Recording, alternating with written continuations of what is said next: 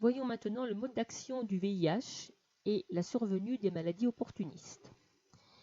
Alors déjà, VIH, cela signifie virus de l'immunodéficience humaine, autrement dit qui va rendre le système immunitaire déficient, et le sida, syndrome de l'immunodéficience acquise, autrement dit, une fois que le virus s'est attaqué au système immunitaire, on a une déficience immunitaire acquise, donc qui va durer dans le temps.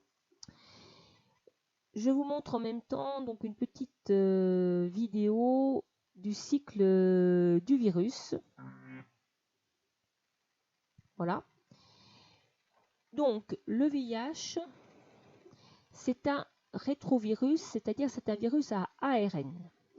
Alors vous allez voir dans l'animation, vous avez ici le VIH qui se fixe sur une cellule. Or, vous remarquerez que la cellule possède des récepteurs CD4. Or, quelles sont les cellules du système immunitaire qui possèdent des récepteurs CD4? Ce sont nos lymphocytes T CD4+. Donc, les virus vont se fixer préférentiellement donc, sur ces cellules, les LTCD4+. Ensuite, on voit ici donc les protéines de surface, GP120, GP41, comme pour le virus de la grippe, on a des protéines de surface qui permettent la fixation. On voit donc que le virus intègre son génome dans la cellule, et là, regardez, que va-t-il se passer? Eh bien, une transcriptase inverse va permettre, regardez le petit point bleu aussi, va permettre de transcrire, donc de faire des copies de l'ARN viral en ADN. Et une fois que l'on a de l'ADN, eh bien l'ADN va pouvoir s'intégrer grâce à l'intégrase dans le génome de la cellule atteinte. Une fois que l'ADN est intégré, eh bien il va pouvoir ainsi donner des ARN messagers, transcription, qui pourront ensuite passer dans le cytoplasme et ensuite permettre, lors de la traduction, de produire les protéines et les petits peptides du virus qui ensuite vont s'assembler pour donner de nouveaux virus qui vont ensuite bourgeonner à la surface de la cellule. Là, vous voyez, effectivement, on a des petites enzymes qui vont découper les petites protéines du virus pour permettre donc de créer de nouveaux virions.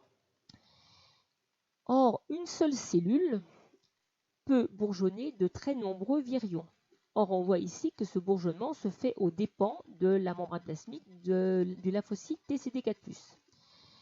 Donc, ce lymphocyte TCD4+, va très rapidement, après avoir fabriqué de nombreux virus, va très rapidement être détruit, donc va mourir.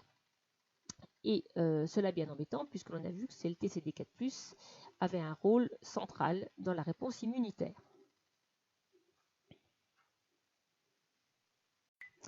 Là, on a encore une petite animation qui nous montre ce qui se passe lorsque le virus rentre dans le LTCD4+.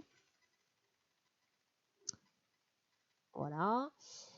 Donc, il a ses protéines de surface, les récepteurs CD4+, du lymphocyte T, les protéines virales GP41, GP120, qui se fixent. Voilà. Et ensuite, les protéines ici vont se déployer.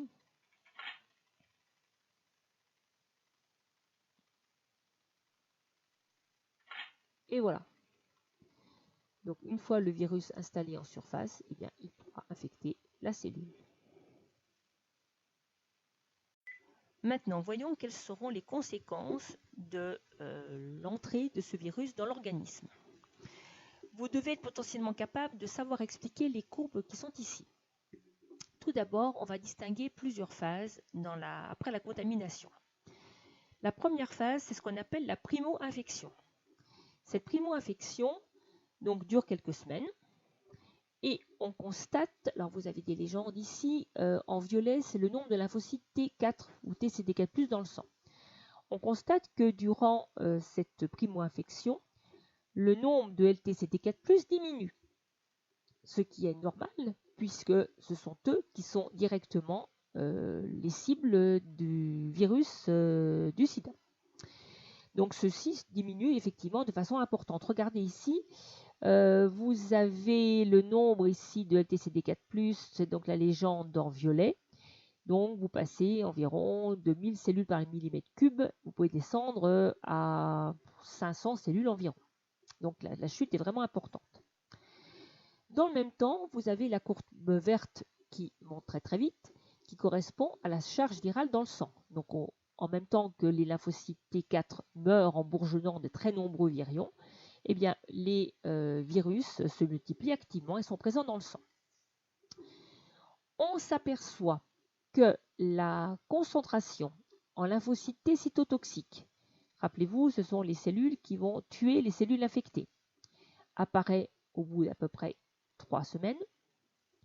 Et on remarque que la concentration d'anticorps anti-VIH, elle n'apparaît qu'au bout d'environ 6 semaines.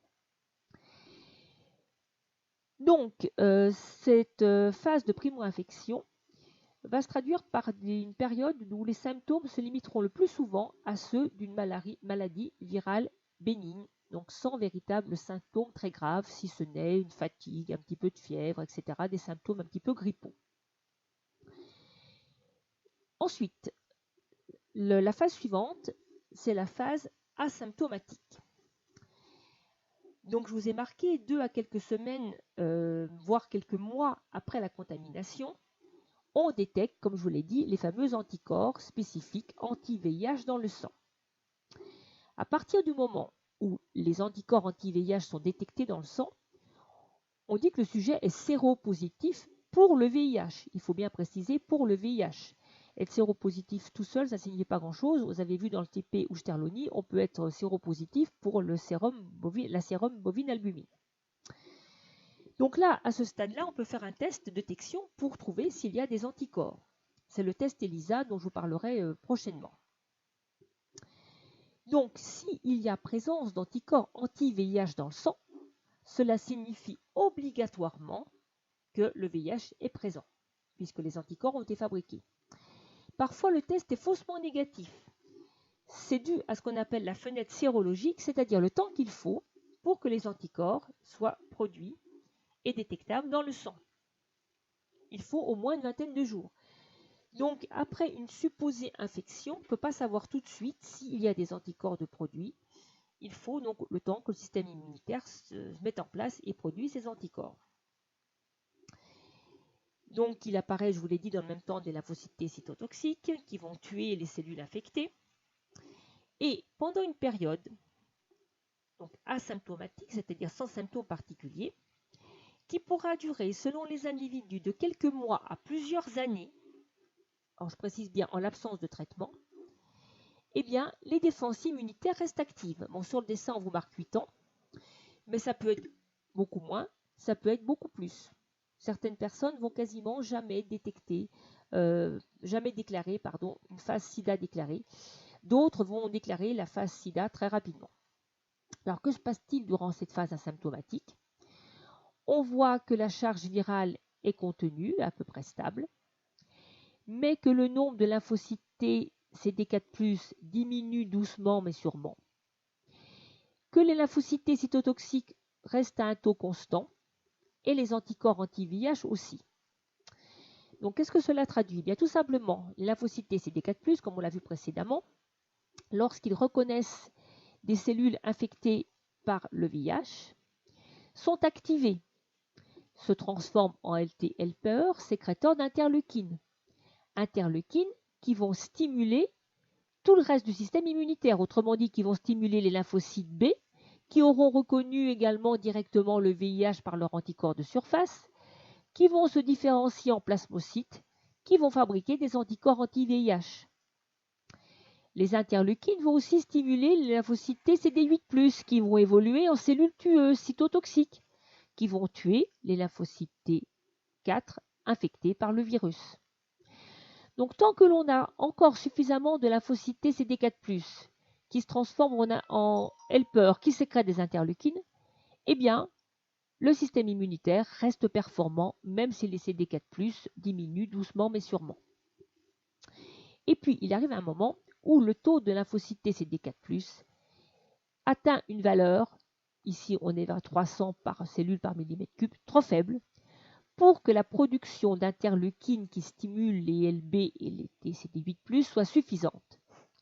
À partir de ce moment-là, le système immunitaire s'effondre et on rentre dans une phase symptomatique, c'est-à-dire où des symptômes apparaissent qui s'appellent ici donc sida déclaré sur le schéma. Et c'est à partir de ce moment-là que des maladies opportunistes vont apparaître. Les maladies opportunistes, elles sont présentées ici sur le petit graphique, il y en a certainement d'autres, ce sont toutes des maladies qui vont pouvoir se développer parce que le système immunitaire est défaillant. Autrement dit, parce que nous n'avons plus assez de lymphocytes T CD4+, qui, le cas échéant, vont produire d'interleukines. Donc, nous ne pouvons plus lutter contre des infections qui, en temps normal, chez des personnes qui ont un système immunitaire en bonne santé, ne créent pas de maladies graves. C'est ainsi que l'on peut voir apparaître des dermatoses graves, autrement dit des champignons qui vont s'installer sur la peau et qui vont ensuite se développer de façon anarchique, des infections bactériennes de la peau, la tuberculose, des méningites.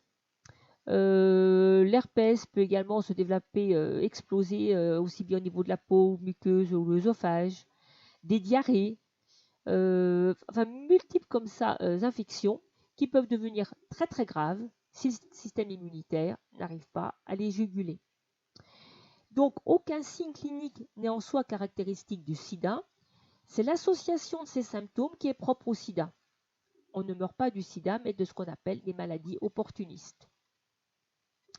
Et donc, je vous ai mis en conclusion en rouge, le VIH, en s'attaquant aux lymphocytes T CD4+, producteurs d'interleukine 2, stimulant l'ensemble des réactions immunitaires, déstabilise l'ensemble des mécanismes à l'origine de son efficacité.